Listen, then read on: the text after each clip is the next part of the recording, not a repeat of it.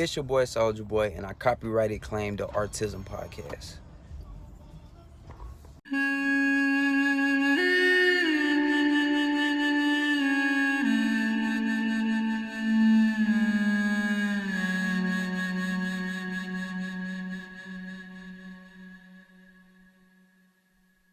Oh no.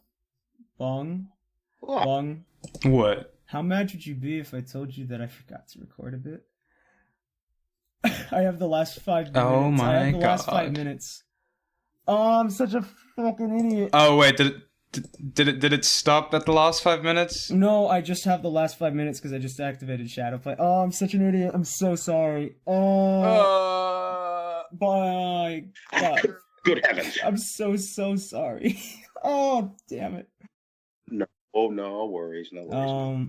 It's been 20 minutes. It's not been Yeah, like a full at hour. least I just noticed now. Oh, Jesus. Oh, I'm so sorry.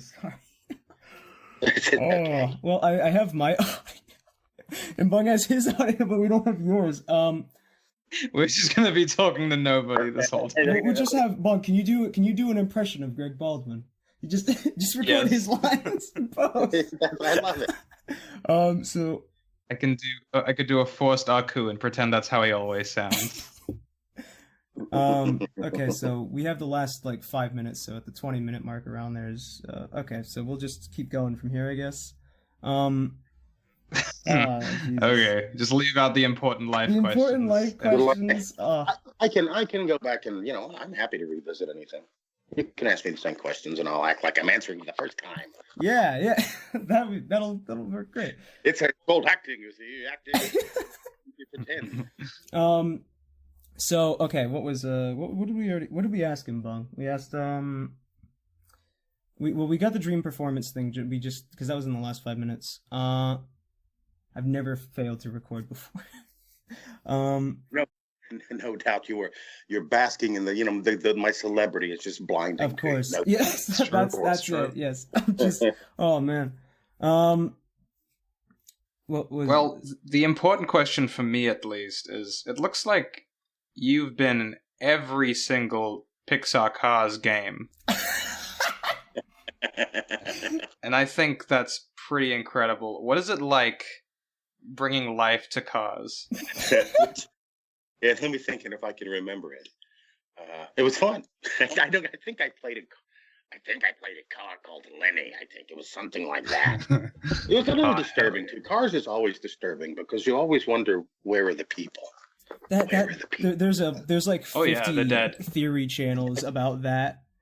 There's they're always asking about that kind of stuff like oh what are the insides of the cars like? Do they have flesh in there? Do they got a brain or something? I once had an audition for it was a sequel to Cars. It was called Planes, and the character I was auditioning for was a crop duster, and which begs the question: who are they dusting the crops for? That's they have delivery trucks, but no houses to deliver to. It doesn't. Bung and I we've put together a lore for the Cars world. It's really rough. It's the Cars world. Yeah, it's disturbing. It's a disturbing place. I want to go there. You gotta think about the implications of everything in the Cars universe. Like the fact that in Cars 2, there is a statue of Jesus Chrysler or something like that at some point. That is wrong. And you think about there is Christianity in Cars. Christianity in Cars. There's religion in Cars. Do they pray to a car god? And Planes, there's Hindu religion is implicated in Planes. There's so many layers to the Cars universe. There's a pope, so was there a Cars crusade? Exactly. Crusade. Exactly. You always bring it back to Cars, Bong. It always has to be. It always has to come back around to Cars. Oh, As one do ultimately. yeah. It's a great ride. I love the ride. Oh, is there? The Disney, Yeah, the Radiator yeah. ride. That's a fantastic ride. We were just there a couple of weeks ago, and I always love that ride. Nice. I'm not a big fan of the Cars movies because they disturb me, but I do love the ride. Okay, I've just I've remembered. So let's do a speed run of those old questions that I fucked up earlier. Okay. How did you get into acting, and then voice acting, and then Avatar? Okay, we'll go back over that. You got Yeah, it. I'm so sorry for making you repeat yourself. No worries. No worries. So I got into acting mainly because he died recently. Albert Finney, great actor and a personal icon to me. Saw a film with my little brother back in 1970 called Scrooge.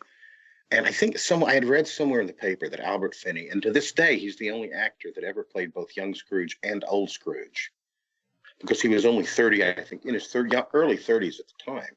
And I snapped to the fact that that's what acting was, that you could play anything, that you could be other humans. You could literally do this. And it's like, wow, that's what I want to do. And from that moment on, that's all I wanted to do. Went to theater school, University of Houston, met my wife there. We left Houston in 1987 for LA.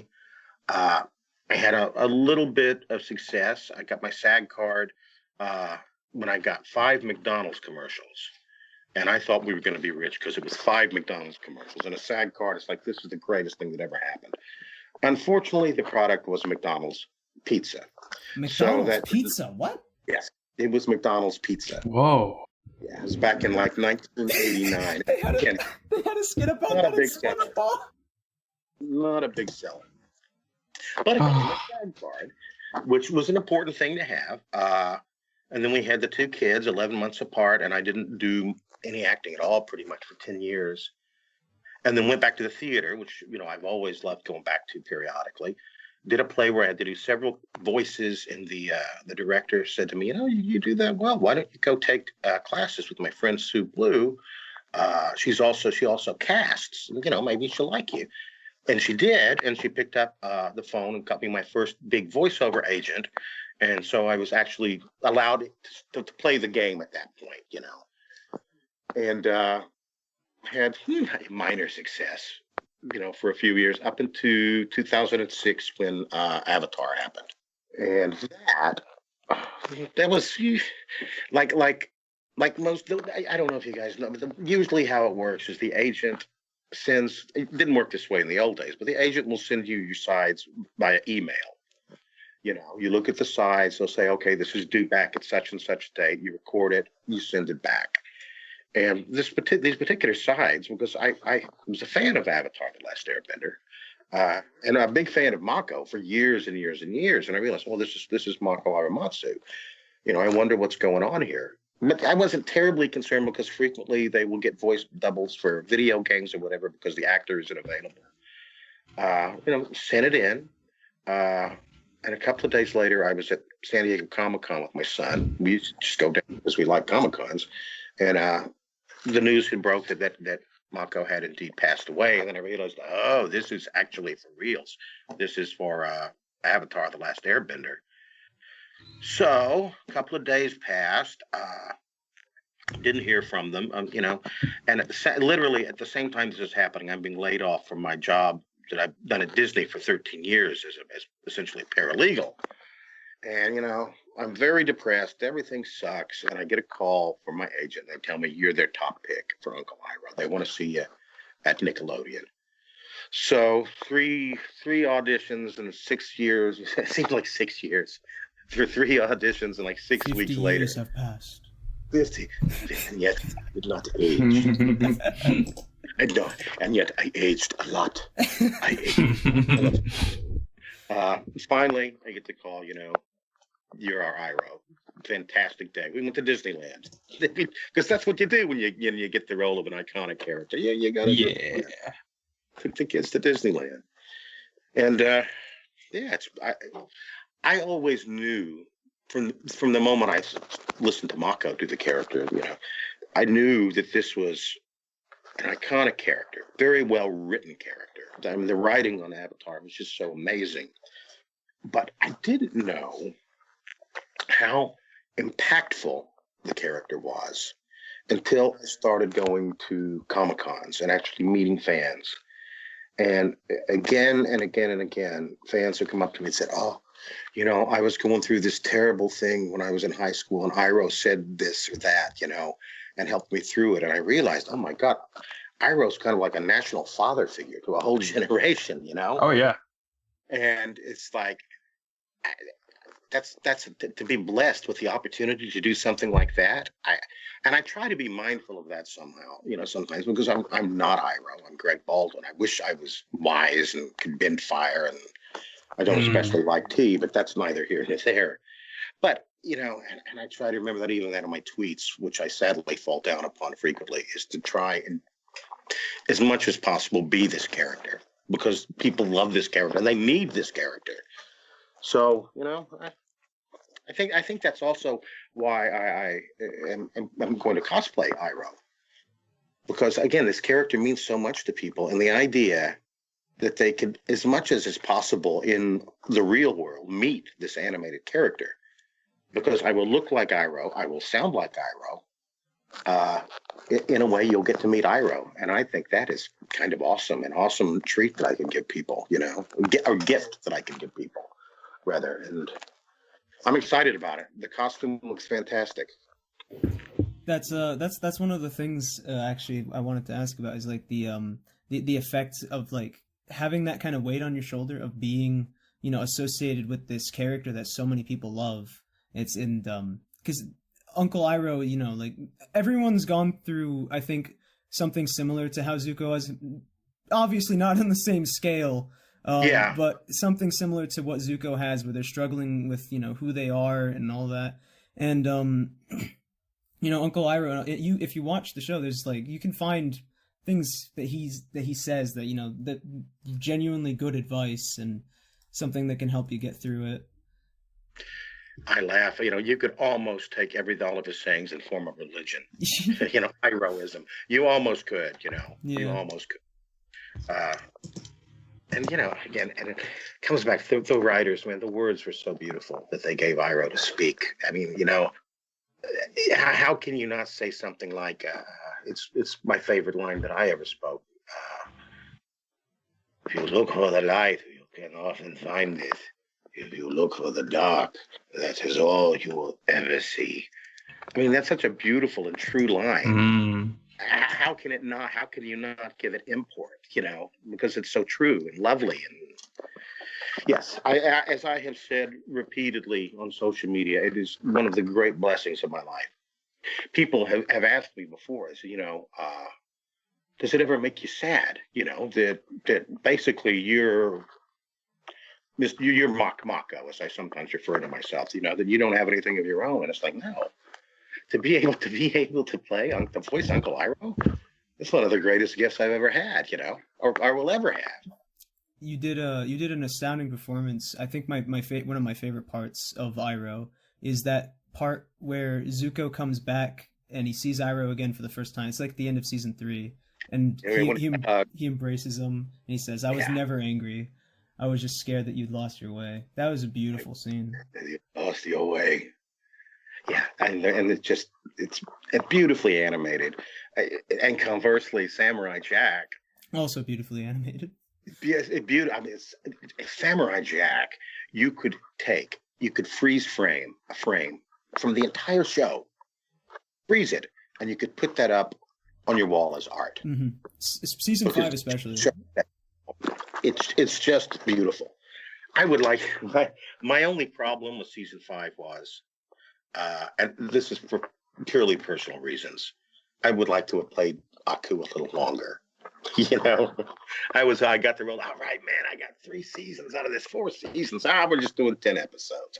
Crap. Oh, yeah. Crap. That's understandable. I mean, I always find that I think that I've never voice acted. Well, I mean, I did a little bit for Yubong, but that was about the extent of it. But I feel like a villain would be a lot of fun to play, because usually villains are like, you can be as eccentric as you want, right? Like you can go all out with a villain role. And that was the fun of it. That was the fun. Again, I don't think my Aku is nearly as good as my Iroh, but Aku was the most fun I've ever had voice acting, or possibly simply acting at all. Because his highs and his lows he's just all over there. And he has to be frightening, but he also has to be funny. He almost every line he says is like a scream, like he's yelling it.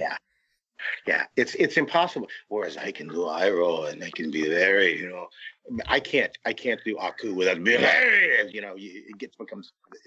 it's just bigger. It's just bigger in every way. And that's kind of the fun of Aku though, is he's so big and massive. And Yeah, I don't believe I'll be cosplaying Aku. it'd be a bit I'm the hard. wrong build for that, you know. A little short, a little fat. Don't think I'd be the guy. I don't know. You're not 10 stories tall. I'm not 10 stories tall. I'm not the embodiment of all evil. You know, it depends whether I've had my coffee or not. You know? But yeah, Aku is just there, and the beauty of the two characters is it's first of all it's all Mako Iwamatsu, but it's also light and dark.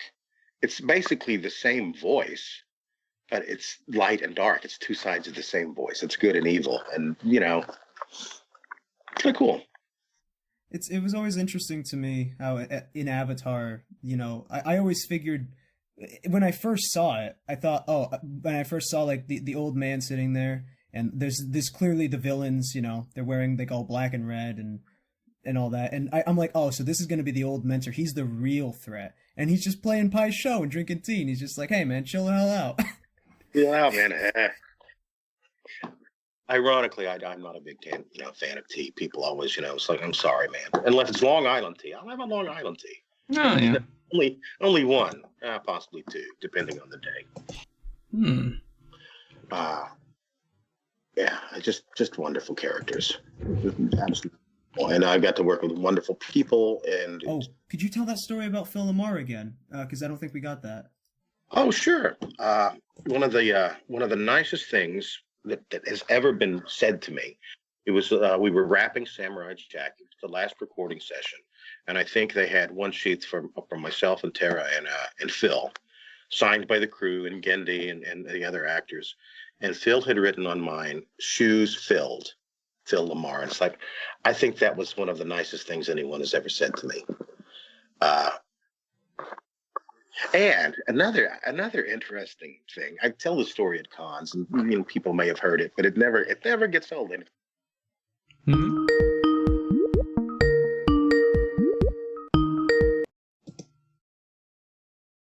Uh-oh. Hold on, a bit of a technical error. He says that there's a little pause symbol next to his name. Hold on. We can't hear. Yeah. Can I do that? Yeah, remove from call. Yeah. And now, hold on. I hope he doesn't. Gregory. Add to call. How do I add to call? I hate Skype. Oh my god. Yeah, there it is. There it is. Greg Baldwin. Add. Okay, I'm calling him again. Hey, there you are. good. Yep, don't worry, we didn't lose any recording this time. Okay, that's good. So, you were saying about Mako. For some reason, and I don't know where the internet gets its ideas, that I was Mako's understudy. Yeah, that was something I wanted to ask about. Actually, is I've seen that in like a lot of places. And I don't know how it started. It really makes absolutely no sense, because an understudy is something that you have in the theater. And an understudy, say, you know, an actor can't go on, then the other actor goes on in that role that night. Now, I sound like Mako somewhat, but, you know, I would never be a Mako double on stage. Absolutely not. You know, it's just not going to happen. Plus, he was much older than him, you know, much older than I. Plus, you know, he's Asian and I'm white. We would never, I would not be his understudy, ever. So for some reason, the internet, he says I was his understudy. I never met Mako Iwamatsu. What happened, and the reason that I can do a Mako accent, which is, you know, I would have to credit, I've already given credit to Albert Finney for my career. I would also have to give credit to Stephen Sondheim. I love musicals. I have since I was a child, since I think I first heard my mother's original soundtrack from Camelot, probably back in 1969 or so. Loved musicals, and I think around 1977 for Christmas or my birthday, I forget, I got the cast recording from a Sondheim show called Pacific Overtures. Now, this was an insane musical. It was done kabuki style, with kabuki, very, very Japanese music, very strange to the Western ear, all Japanese Mako was the lead. He played the reciter. He was nominated for a Tony. This musical blew my mind.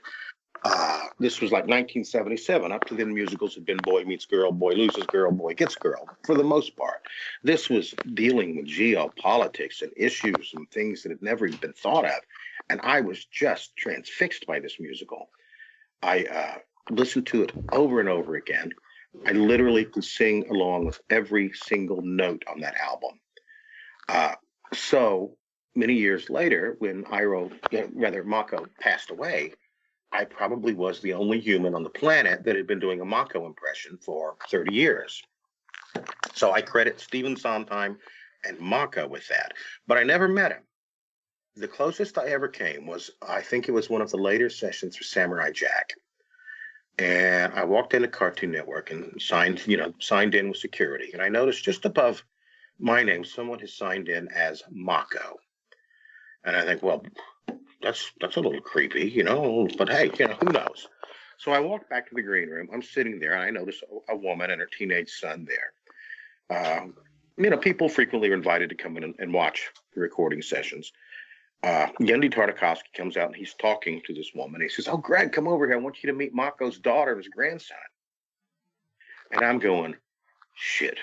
I wish someone had given me the heads up for this, because I'm about to do the voice of her dead father, Farmer. Oh. So this, I'm freaking out, Fortunately, we go into the booth, and my angle is such that I can't see where she's sitting. Phil tells me this later, that when I speak for the first time, she looks straight up, puts her head back, almost, looking up the ceiling with her eyes closed and just listens.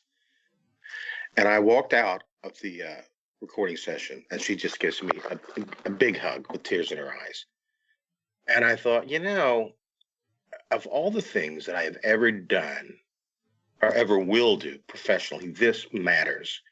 Because even though I'm a poor replacement for Mako Iromatsu, I'll be the first person to admit that, she got to hear her father's voice, even a poor imitation of it for a little while, like it was here with her. And I would think, I wish someone did an impression of my father, because I would love to hear my father's voice again, even if it wasn't exactly right. And that, to me, again, of all the things I will ever do, that matters. That means something, and I was happy to do that. And that's my Mako. That's as close as I ever got to the man himself. Wow. And I think I got the seal of approval from his daughter. That's pretty good. I always tell the story. I tell it at cons. If you've heard it before, I only have so many stories. I'm old. But when I shuffle off my mortal coil, when I get up to the hereafter, first of all, Mako's going to be one of the first people I want to meet, because I would like to thank him. And I always say that he's going to say one of two things to me, possibly both. He will say either, "I would like to thank you, Greg, for honoring my legacy." And the second thing he'll say is, "Are you kidding me? They went with a white guy." I think he'll probably say both. You always, in a way, yeah. You are his avatar. I suppose I am. I do love it. I love the story, because I love the idea of Albert Finney, Stephen Sondheim, Mako Iromatsu, people that I never met and who never even knew I existed. Mako never knew I existed, and yet all of these things.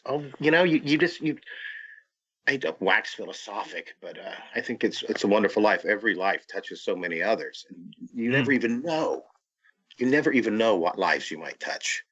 And it's miraculous. Absolutely. My life has been miraculous. And I like that. I like these threads that you never see coming. I would never have seen that coming. I figured, when I came to LA, I'll probably win 5,000 Oscars, and I'll be rich and famous. I never imagined, no, you're going to be known as the guy that can sound like Mako. And you know what? There's worse things to be. Yeah. You've still got your own characters, such as the fish, as we discussed earlier. Indeed, Jack and crazy fish. Yeah. And you've got your very own canon Jedi, which I think that's so cool. That is Star Wars is such a big thing, and you're part of the official canon, I guess. I love because I remember, and Dave Filoni also. He's like Gendy, another genius, and it was great being directed by him. And he said to me at Terrace Anubis, he said, "Okay, here's the deal. He's not quite as old as Yoda, but let's put it this way: when Yoda was a senior, Terrace Anubis was a freshman." So, and I love doing that character. Like so many other characters. What's interesting, and you don't even know it. And a lot of voice acting goes this way. It begins as you see the rendering of a character, whatever. It begins as an impression. And it might even not be a good impression, but it becomes your individual character. And if you listen to Terrace Anubis, and then you go back and watch the first Harry Potter, you'll know exactly who it is. You heard it here. It's a major scoop for you. Do not go into the West Wing. You choose to die a most horrible death.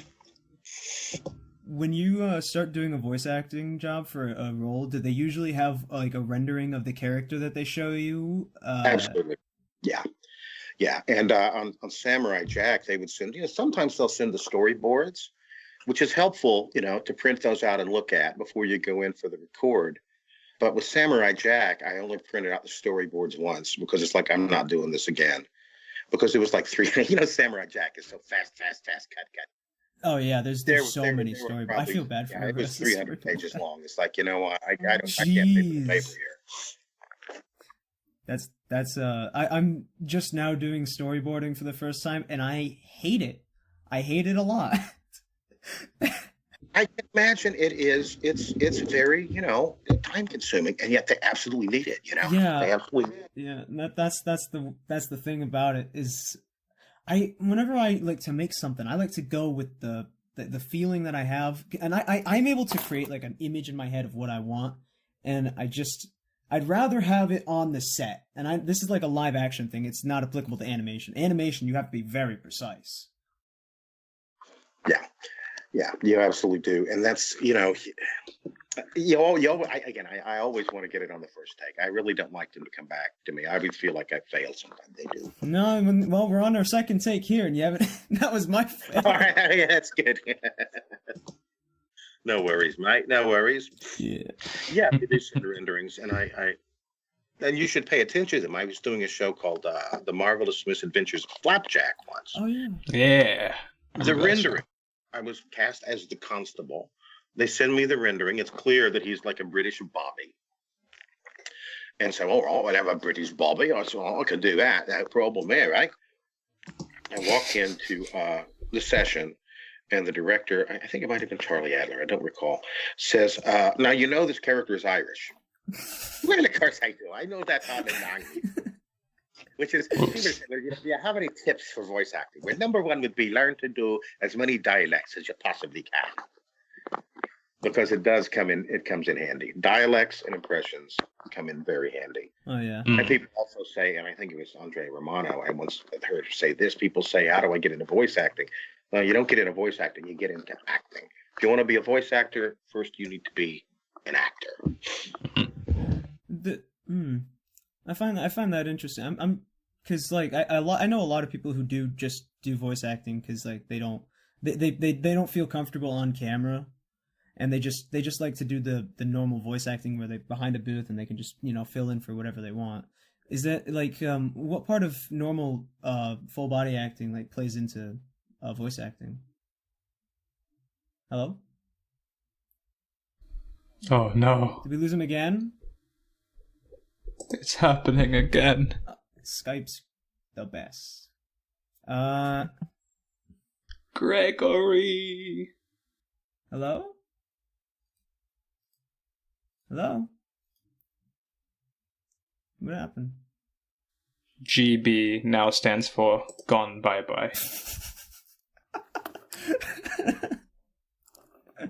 Should I remove him and add him? Hello? Oh, there you are. Oh, I think I'm back. Hey. I think I'm back. I was messing with the buttons, and I think I figured out how to do it.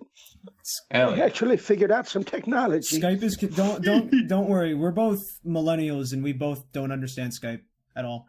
Okay, that's good. Skype That's true. Skype is just it's an enigma. No one understands it. I don't even think Microsoft understands it. Probably not. You millennials with your avocados. Like my kids are also millennials, but they've grown up. Again, I love musicals. They've grown up with musicals, so I call them Manellials. I say Manellials, little Liza Minnelli thing they got going there. Oh yeah, how they laugh and laugh. No, they don't. I love musicals too. I'm a bit of a, I'm a bit of a noob to that area, but my favorite is War of the Worlds. I love that so much. That whole thing, the music in that is just brilliant. Is that the one that it was a concept album many years ago? I can't think of the name of it. I think I know what you were referring to. I love musicals. I would love to go back. I haven't done one in like 3 years now, and every now and then I just have to go back because it's good for my soul. Yeah, it makes me feel better. There's no money in it, but I love it. Jeff Wayne's War of the Worlds. That's what it is. Jeff Wayne. That's the one. Forever Autumn is from that song. Yes, from that musical. Forever Autumn. Oh, that's such a beautiful soundtrack. I love that whole thing. That whole album it's fantastic.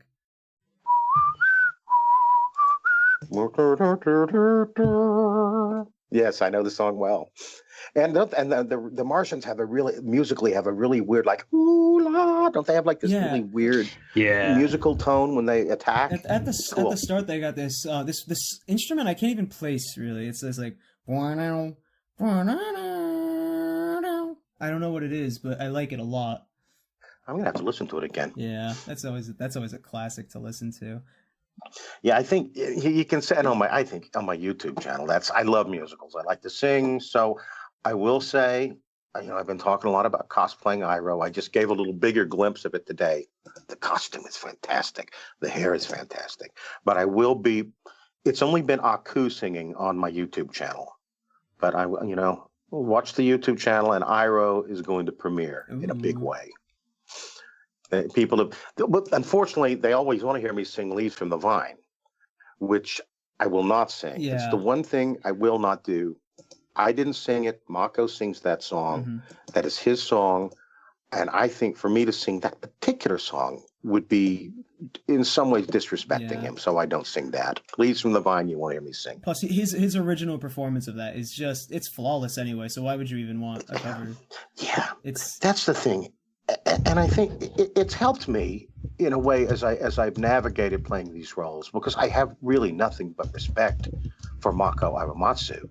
I mean, it's helped me on social media in many other ways where, I say right up front, no, you don't have to say, Mako. I agree with you. I know Mako. Mako was nominated for Tony. Mako was nominated for an Academy Award. Mako started the first Asian theater company in the United States. I mean, this man's career is legendary. And his voice was iconic. I can only aspire to be that good, and will always fall short. Even in I think I'm better as Iroh, but even then, it's not. I listened to like that last scene, the scene where I hug Zuko, and I'm proud of the scene. I am proud of the way that scene turned out. But you know what? It would have been better with Mako's voice. If it makes you feel any better, as a child, I never knew. I didn't even know. That's what I like to hear better than anything. That means that I have done my job. I didn't know as a child when the In Memory of Mako came up. I didn't know what that was, and I discovered that in in my older years, obviously, but yeah, and I like to think that stories are greater than us people as individuals, and the fact that you're able to contribute to the story is great. And again, it's just getting back to life is so weird, because I'm sure as strange as my life has been to me, and that I find myself inheriting Mako's work, I would imagine it would seem, I joked about it, but I imagine it would seem odd to Mako that a 17-year-old kid in Texas was so taken with his performance that ended up taking over his work. It's kind of amazing and karmic to look at the whole scheme of things, and again, it's been a great gift. I honoring that character and the actor himself has been an amazing blessing in my life, and I hope to continue doing it. I would like to meet Mako someday, but not for a while, if you don't mind. I think a little more time. We can put off that reunion for a bit. Did you ever see? Did you ever see the movie, the M. Night Shyamalan Avatar movie? We do not speak of that. I have never been able to get more than 15, 20 minutes into it. Yeah. It just pisses me off. Yeah. And I don't understand, because M. Night Shyamalan is not an idiot. He's made some great movies. Mm-hmm. I don't understand how you could be so tone deaf to what the fans liked about Avatar: The Last Airbender. Yeah, I remember seeing something where M. Night said like that the reason that the firebenders could only bend fire that they had on hand was to make them more balanced with the rest of them. But I always thought, well, the whole point of the Fire Nation is that they're overpowered, because their whole thing is they took over the world against 3 other nations. They got to kind of be pretty strong to do that. Yeah, they're definitely, and they didn't even call him Iroh. They call him Iroh. And by the way, part of Iroh's character is that, yeah, he's this badass, but he's also a man that likes fleshly things. He likes women, and he likes food, and he likes tea. He's fat. He's not a skinny little guy. He can't be. That's part of his character. That's what people like about him. Yeah, and I just don't. That whole movie was just such a bizarre thing. As a kid, I was just I liked it. Like I think I was 7 when that came out, and I'm like, I think I only liked it though because I recognized things from the show. Well, and the look of it's great. It still looks good. It does. It looks beautiful. It does look like the colors are really nice, and some of the shots look pretty, but the everything else, though, it just kind of falls apart. Yeah. The less said of that, the better, I'm afraid. However, I do have high hopes for the Netflix series. Very high hopes for that. They will definitely not make the same mistakes that the Shyamalan I'd imagine like they start off calling him Ong. And it's just not exactly. Not a wise move. It was not Ong. What are you talking about? But yeah, I think Netflix is going to get it right, and I'm hoping. I tried on the full costume last week because I finally had the wig, did the wig, looked at myself, and surprisingly, I do kind of look like Iroh. Yeah. And I would love to play Iroh in the Netflix movie. Of course, the chances of that happening are absolutely not in a million years. I don't think your chances are that low. I mean, you played him for the last season of the show, and I think they'll give the voice actors. Again, I'm second guessing, but I think we might get some cameos because I think the fans would enjoy that. Mm-hmm. But I mean, let's face it. The biggest, even though I am the right age, I have the right voice. I look like him. There's one thing I'm not, and they're not going to make that mistake because they whitewashed the first movie. They're not going to whitewash this movie. No way. Yeah. So there's I was talking to my wife one night when I first heard this news, and I go, "Hey, Melissa, you know what? I think I'm going to call my agent. I think I might could do this because I do look like him, and I am Uncle Iroh, and yada yada." And she says, Greg, you're not Asian. You're right. Okay, forget about that. It was a nice dream for a little while. I think that there's a big problem with that though, is that a lot of the characters had pretty iconic voices, like Dante Bosco. His voice is. He's got a very particular voice. I can always pick it out whenever I hear it. And trying to get someone to play Zuko without his voice or the voice of Iroh, that's like a difficult thing. Maybe you could do ADR. I think it'll be interesting. I mean, I have my own ideas about who should play the part, but I don't think the Netflix producers are going to really care about what I have to say. I just hope maybe I can be like a bartender in a bar somewhere. Yeah, in one scene, it would be awesome. I'll take that. And if you're shooting overseas, that would be even better. I'd go for that. I could use a nice vacation. That would be interesting. Yeah, a fun little cameo. But the show itself, I think Netflix will do it right. I think they're probably looking at this could be Netflix's Game of Thrones because it sort of has it has that universe to it. It's a whole world, unto itself. Yeah, but the problem with that though is that we already know how Avatar ends. We know everything. It's if I were to do it, I would probably because the world of Avatar is really interesting. It's like a cool, developed world. I'd have it be a side story. I think that could it would be interesting. And again, the creators of the show, they're not they're I'm sure they've got it all planned out. Yeah. I though, what I'd like to see is again, I'd like to see Hate Night with Aku for Hate Night with Aku. Cartoon Network. But what I would love to see a Nickelodeon show. What interests me is the Ozai Iroh. I would like a prequel. I would like to see what happened with Ozai and Iroh. I would like to see that go down. Yeah. Do they ever interact in the actual show? You know what? I don't think they do. That's why I was only there at the last. Mark Hamill was only there in the very last record. Because I don't think. Yeah, we never interacted. He would. Yeah, when you think about it, yeah, he would have probably killed me. Well, maybe not. I mean, he sent him off with Zuko. There was that one scene where it was like, I'm not sure I could beat him, but there was still a chance. Yeah, even I don't know that I could. Even if I could defeat Ozai, and I don't know if I could. I remember that line. Yeah. Again, the lines were so good. There was a lot of memorable lines in that show. Indeed. What was the first episode you recorded for it? The very first time you hear my voice is, ironically, in Tales of Ba Sing Se. There's some earthbending kids playing soccer, and they break a window, and for whatever reason they had to re-record this line. Okay. Maybe they had a bad record of it, but I had to go back in and loop this line. And usually, Iroh, if it's just my episode, it's close enough. But that episode, you hear my voice, and then one scene later, you're back to Mako. And if you watch that scene, it's glaringly obvious that the Iroh's voice in the earthbending scene is not Mako. I think I say something. It is usually best to admit defeat and escape with honor, but not this time. Run.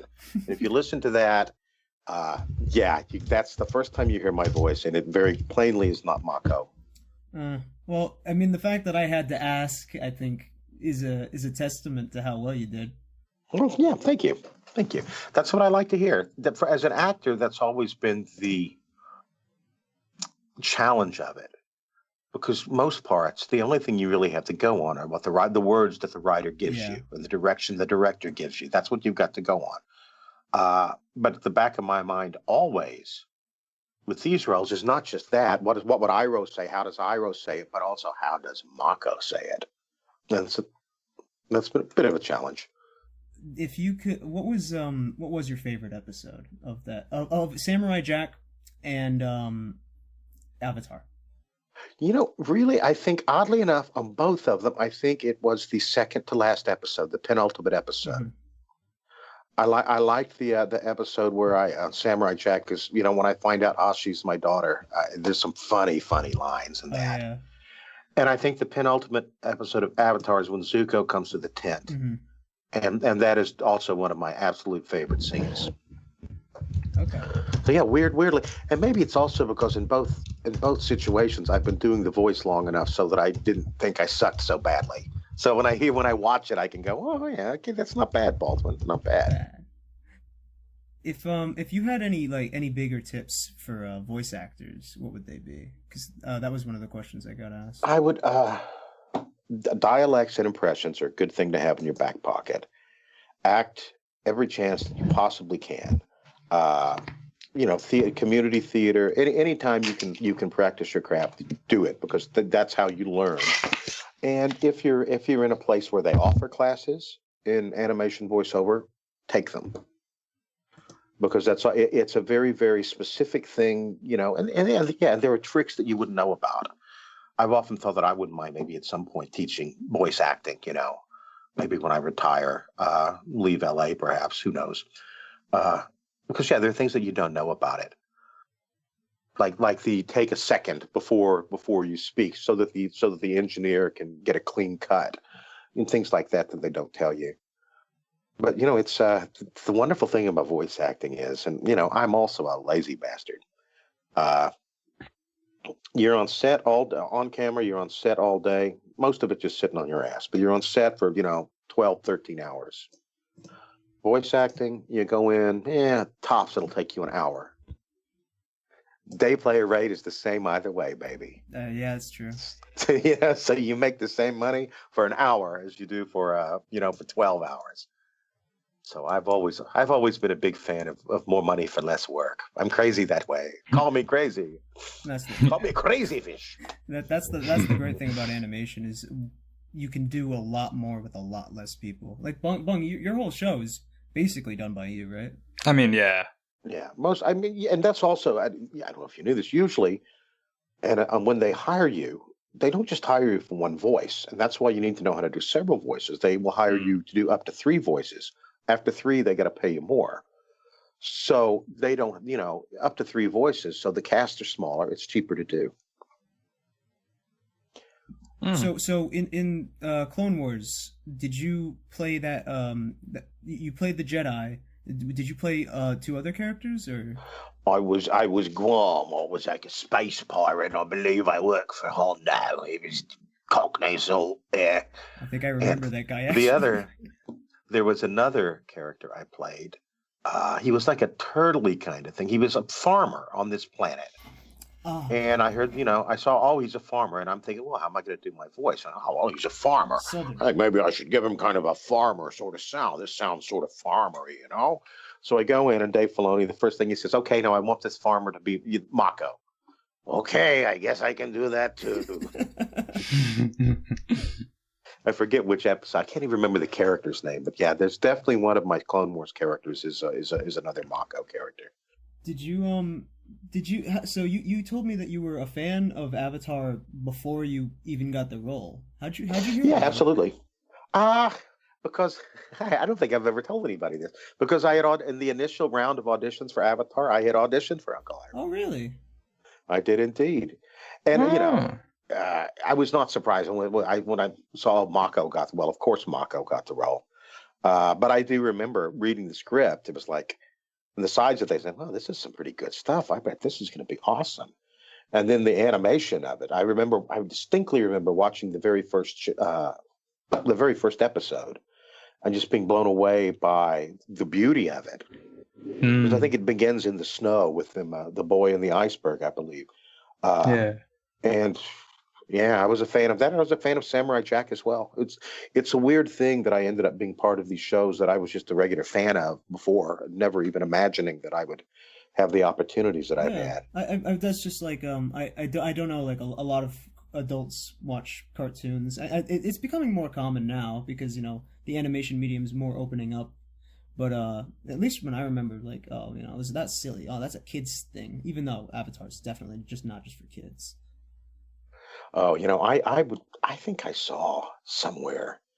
It was some list, and it was placing Avatar not as just one of the great. It was like in the top 20, not one of the greatest. Or was that? No, I'm getting confused in my old age. I don't think it was Avatar. I think it was the list was greatest TV villains of all time.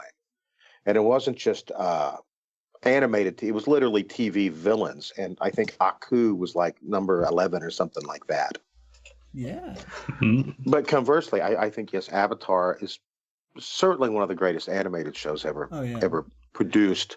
And I think it belongs up there as one of the greatest TV shows. It's Breaking Bad good. It's that good, I can't really find like any and the thing is, I think about a kid's show that makes it interesting is you can't really rely on violence or swearing, but you can still convey really heavy themes. So you kind of got to think about it more, and I think that's what leads a lot of things to be more interesting.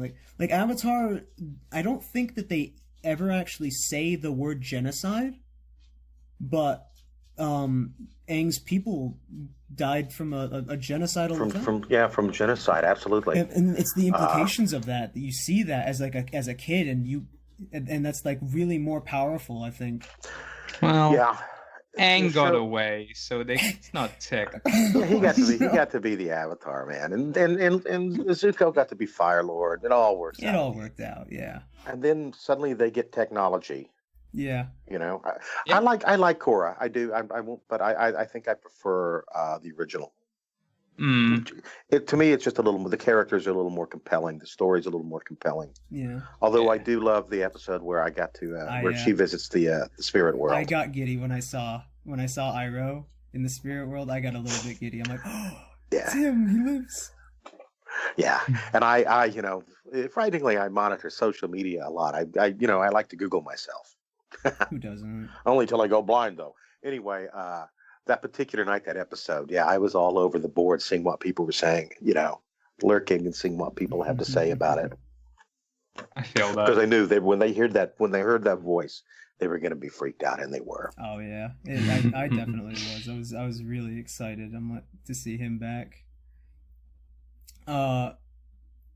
So how does a lowly web animator with 500,000 subs, how much does he have to pay you? That's an oddly specific question, Bung. Are you asking this for somebody or? Oh, it's just a friend. Are you asking for someone specifically? It's just a friend, He's theoretically, you would have to pay me, or whoever this is, union scale. But we can always talk about these things. As a member of the union, I have to absolutely state that I do not do non-union work. I'm stating that categorically for the record, since I'm being interviewed. Obviously, of course, yes. But we can talk. It depends on what you got. Hell yeah! Did you ever work with Keith David? No, I have not. Because I tried to get him once too, and I saw I could afford union rates for the thing I was doing as well, but the thing is I'm not in any union club or anything like that, and I'm just like, no, but I can afford you, I'll even pay extra, please, I want to get Keith David, he's so cool. I think, I don't know how such things work. Yet officially, I think the production would have to be signatory with SAG. Just saying that you were only going to use SAG actors, and then I think it's a simple matter of just paying the union minimum, which I think right now is $900 a session. I think something like that. I think that's what's That's okay. That's what the minimum is. But again, I'm not a labor attorney or anything, so I can't positively say that's how it's done. When you got out to LA for the first time, did you ever?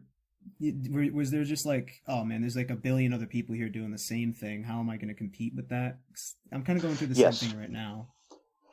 You know what? The only advice that I could give to actors, and this has kept my sanity all these years. It still keeps my sanity. If every time you fail, you're going to go, oh, I'm just terrible. I'm no good. I wasn't good enough. Honestly, we use some F-words here. If it ever becomes, oh, I didn't get it, oh, fuck me, don't ever go there. The only way you survive in this business is, I didn't get this job, fuck you. You don't know how good I am. I mean, I honestly, that's the only way you keep your sanity. It takes a certain amount of arrogance, I suppose, for that. But the rejection is such that it can, it's soul killing if you let it get to you. It's absolutely soul killing. Even today, again, I doubt very seriously if I book 10 or 5% of the auditions I do, if that, I mean, obviously that's not true for everyone. You have people like Tara Strong, who, the best in the business, Phil Lamar, but I'm sure even from time to time they really want something that they don't get. So yeah, it's a tough business, and you need tough skin for it. That I always the way I always go about a rejection, if I didn't get the job as the cameraman or something like that, I usually take it in introspective kind of way, and I just look at what I've laid out in front of them and why wasn't it good enough, and that's very healthy. Okay, that's a very healthy way of looking at it, trying to learn from the situation. On the other hand, I wouldn't have lived any other life. My life has been miraculous. I wouldn't have had it any other way. All the rejection, all of it, I would absolutely do it again. I said, what is that? That's yeah, and that's true. I remember weeping hysterically in what was that movie? La La Land. It's in her song. At the end where she says weeping, crying through it. She told me she'd do it again, and that's absolutely true. I would do it all again. All the rejection, I would do every bit of it again if I had the chance. Yeah. That's beautiful. That is beautiful. Well, is there? I actually have a question about video game voice acting versus like cartoon or animation voice acting. Like, what is the big difference there? The big difference is video games can ruin your voice. People always say, and I don't know, I can do this voice all day. Doesn't make me hoarse, never has. Aku doesn't make me hoarse. But you die by being boiled alive repeatedly for a video game, screaming. That'll hurt you. That'll hurt your voice. I imagine there's a lot more lines to record for a game. Yeah, there's a lot of more lines and different variants. It's like, okay, you're getting hit with a sword now. I want just like a minor grunt. Oh no, now you're in horrible pain. Now you're being burned alive. I want 3 burned alive screams. And you do you do that 3 times in a row, or for 20 minutes. That hurts your voice. Okay, so there's just a lot more. There's a lot more to do. There's more screaming. The sessions take longer, and yes, it's a lot. It can be vocally challenging sometimes. I can understand that. I think the BioShock session, for some reason they booked them back to back, so I was just in the studio for 6 hours, and that was a long 6 hours. That was some hard work. I imagine being in BioShock though, that's like one of that's a video game staple. I mean, wouldn't that help? I'm sure that would help, like, as a resume thing. Oh, absolutely! It helps with the cons too. That people love these video games. The on a purely monetary level, the difference between video games and animation is, for the TV animation, is no residuals in video games. So you literally just get paid your session fee, and that's it. Which on the one hand, it's like it's great that I was involved with a show like BioShockers, but these video games make more money than movies. Yeah.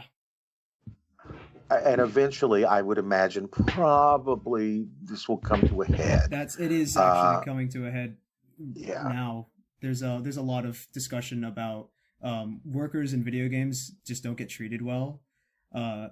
I think the only big studio that treats their employees well in the video game world is like Nintendo. That makes sense. I mean, I've always enjoyed video games, and I enjoy the work, and I've been very blessed that I was able to do some really big ones. I think I'm going to have a little scotch as long as I'm sitting here. I hope you don't mind. Oh, that's fine. We're almost at the end anyway. I'm going to have just a little drop. I got this bottle for Christmas, and I haven't tasted it yet. Take the edge off the day. Little scotch. I can't believe it. Uncle Iroh is drinking alcohol. Oh, yeah, bad influence. Yeah. I know. Can you imagine? Well, it's after 6. I think I can. Yeah. I think I can have a little bit. Oh, it's smooth too, man. Whoever gave me this for Christmas, I hope I gave them something good back. This is really good. I can't get into alcohol. I tried it. I'm 21 now, and I the first time I tried it was on my birthday. I went to the local bar. I said, "Give me the best tasting stuff you got." And everything tasted awful. I don't understand how it works. Yeah, your taste buds grow as you get older. And yeah, it all tastes like shit when you're young. I'd like one I alcohol, guarantee you, please. if you tasted this scotch I'm drinking right now, which is delicious to me, you would definitely spit it out and say, "What is this shit?" My dad brought me a whole bunch of alcohol the other day because we were recording a podcast with him because he's a crazy fella. He brought me a bunch of alcohol. It's just sitting in my fridge. I tried it for him because he's just like, "Please try this stuff." And I said, "This just tastes like ass. I don't like it." And I was just I did. It's it's a skill that as you get older, it improves. I guess. I mean, my kids have terrible taste still, but they've gotten better at it. I mean, good heavens, they drink sweet white wine. I mean, really fancy. Sweet white wine. Why would you drink anything sweet? Anyway, I digress. Yes, I have been drinking my tea. Just say it's tea. Yeah, no. It's tea. It's tea. It's it's green leaf tea. It's green leaf. This is nothing but leaf juice. What if that's what he was? That was the lie the whole time. He was never tea. It was always. It was never tea. It was always booze. I think you learned the secret of Iroh. He's a mysterious man. It was never tea. He's a mysterious man. You know, he's got plenty of secrets. That was one of them. I would like to see more of that character. You know, animate, and I will get to see more of him. We're all going to get to see more of him, and I'm very curious to see who does get the part in the Netflix show. I have my own thoughts as to who I would like to see. I worked with an actor on Avatar, Keone Young, who I think would be wonderful in the role. Who did they play? Well, you know, he did some voices on the show with me, but I remembered him, and I was fanboying because I don't know if you're familiar with a show called Deadwood. Sounds familiar. So it was an HBO series, probably from 10 years ago. Anyway, he played Mr. Wu on Deadwood, and I love Deadwood, and so I was just fanboying, and I think he's the right age, the right build. I think he would be awesome. Netflix, if you're listening, call Keone Young. Oh yeah. Well, we're getting towards the end here. Bung, do you have any questions you'd like to ask him? Yeah. Now, who would you voice in Pixar Cars? You know what? I forgot. Oh man, you know what? I have been in this business long enough. You do have stories. I didn't get the gig, but I was their second pick to replace Paul Newman. Who does he play? As I think he was Doc. I think in the first film he passed away. Yeah. I was Disney's second pick for that. And you know what second pick? You know what second pick means? It means nothing. It means nothing. Oh man. Oh. It means a consolation prize. It means go home and drink your scotch. Well, maybe they keep you on record. You know, that's something. Yeah, hopefully so. If you're second place, that means you could get close next time. I did one of the coolest things I ever did for Disney, and I think it's only in Tokyo Disneyland. For whatever reason, they had to re-record the track at Big Thunder Mountain. So my voice is on a Disney attraction, but it's in Tokyo. And it's the old prospector at Big Thunder Mountain who's hang on to your hats and glasses for the wildest ride in the wilderness. So that's kind of cool. They'd want an English voice actor for... Yeah, it was English. I have no idea why. I didn't question it. I took the money and was amazed that I was recording it in the same, recording studio where Paul Frees had recorded the Haunted Mansion. So I was like, this is like the holy of holies for me. That's interesting. I'd imagine they'd want someone who speaks Japanese for a Japanese park. Maybe you would think, but then maybe perhaps they have I think you can get the headsets maybe for English speakers. I don't know, but I guess the original guy had passed away, and so that was a cool thing. Okay. Bung, you got any more questions? Yeah. Do you think a second place has ever murdered a voice actor to get that place? Not that I'm aware of. Hey, you know what? I was nowhere near Mako Iwamatsu. I want to be very clear on that. In July of 2006, I can totally account for my whereabouts. He's got an alibi. No, thank you, Mako. Mako's like, hey, shut up down there. You'll be quiet. You suck, Baldwin. Oh.